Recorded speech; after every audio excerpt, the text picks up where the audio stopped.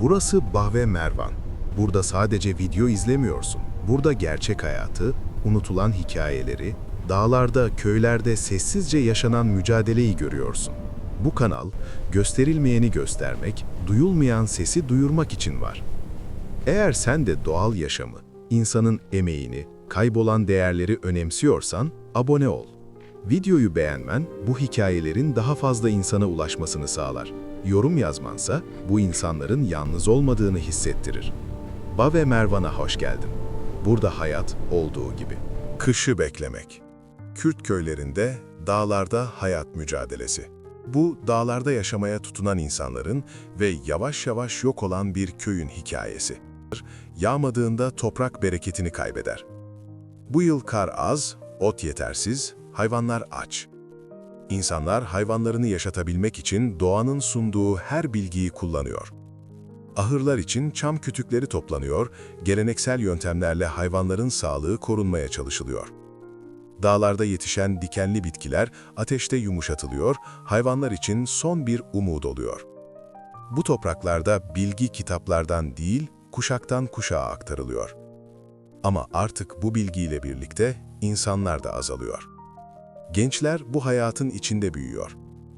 Bir yanları şehirdeki daha kolay bir yaşamı hayal ediyor, diğer yanları doğaya, hayvanlara ve yaylalara bağlı. Bahar geldiğinde açan çiçekler, annesini arayan kuzular, onları bu topraklara bağlayan en güçlü duygular. Ama gelecek belirsiz. Bu hayat seviliyor fakat sürdürülebilir mi kimse emin değil. Köyün en yaşlı çobanı neredeyse bir asırlık bir hayatı sırtında taşıyor.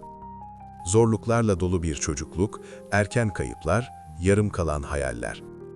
Okuyamadığı için içinde kalan bir ukde var. Ama yine de yaptığı işi seviyor. Çünkü bu meslek dedesinden babasına, oradan kendisine kalan bir yaşam biçimi. 78 yaşında hala saman taşıyor. Hayvanlarına kendi bakıyor.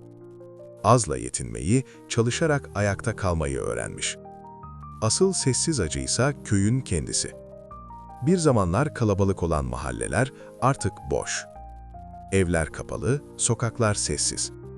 Anne babalar ölünce köyden kopanlar geri dönmüyor.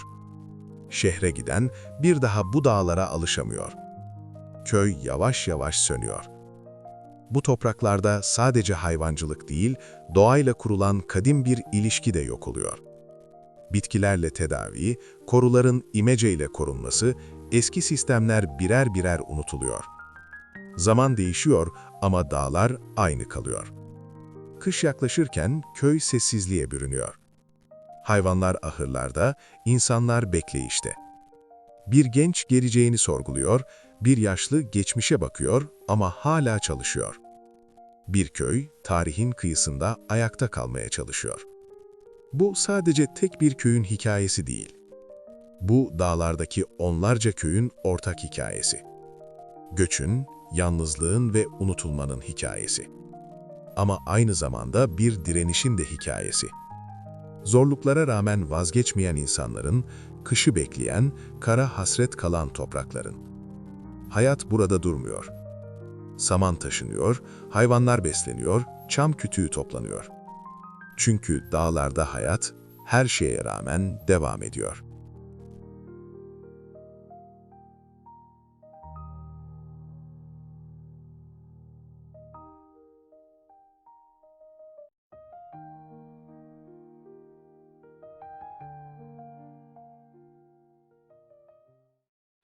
لولو احمدای چما بدنگی سر خوابلن که روجاتته سر خوابلن که روجاتته لولو احمدو چما بدنگی گوند دل آزاد دست پیدا کرد گروند دل آزاد دست پیدا کرد چیا به چیا دنگه